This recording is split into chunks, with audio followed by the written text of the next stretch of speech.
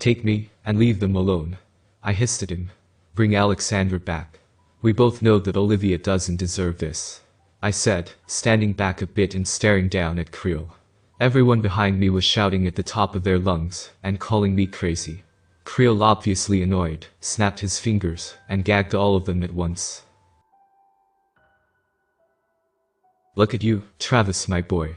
Trying to be selfless for once. Creel chuckled, standing up and looking at me. Our button eyes meet each other. He rubbed his chin as he pulled away and thought aloud. Well, it certainly would be a lovely deal. Getting to torture you all to myself, and not having to worry about you planning on escaping.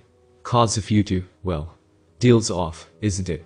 He asked me, looking around me as he hummed and tapped his cane across the floor, obviously enjoying the scenario placed before him. I'll be your puppet again. If Olivia gets Alexandra back. None of your funny business either, 'cause if you do for a second, I'm ending the fun you'll have over me, I said. He raised a brow at that, obviously wondering what I meant when I said that. To show what I was talking about, I quickly fished out Olivia's tiny pocket knife I had snagged and started to cut away at the threads across my neck. Everyone behind me let out a muffled scream as I did so, and even Creel was taken aback, and reached out to quickly grab my arm with one hand and seal up my quickly leaking wound with the other.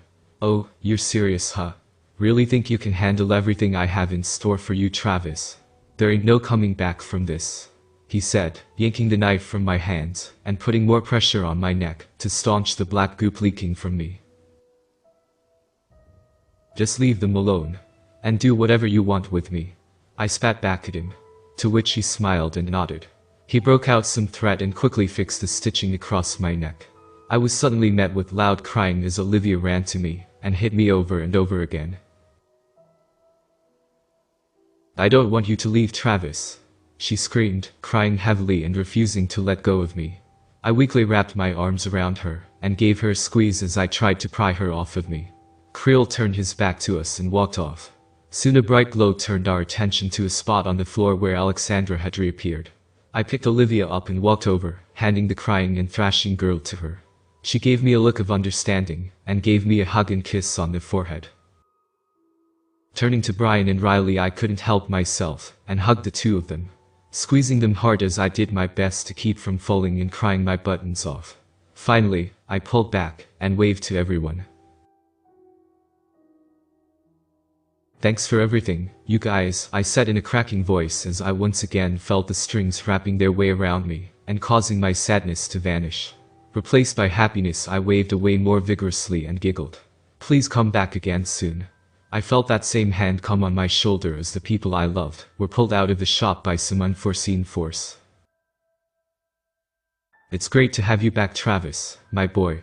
Once I finish up this dinner, the two of us will pack up and move shop. I'm sure you'll love it. Creel chuckled, patting my head and walking past me as I turned to give him a little salute. I can't wait, King Creel, sir, I answered with a smile on my face as I sat at my post at the cash register. I don't really know how long it's been since that day.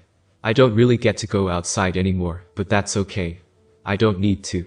I just stand at my post and wait for poor souls that need King Creel's help. I do get sorta sad when I think back to what I used to have in life, but then I just remember how amazing of a boss King Creel is, and all those thoughts are washed away. How could I ask for a better boss than him? Everyone should strive for a boss like him. Lovely and positive at all times of the day. Patient and really just amazing. Travis really is too kind to me. He certainly gets what comes to him every day. Flattery won't get him anywhere, however. After all, he really doesn't need to go anywhere. I do hope you've enjoyed your stay here at All King Creel's half-priced Voodoo store, but I must ask that you leave. I can't stand loiterers. This has been Travis, from the half-priced Voodoo store. Thanks for visiting.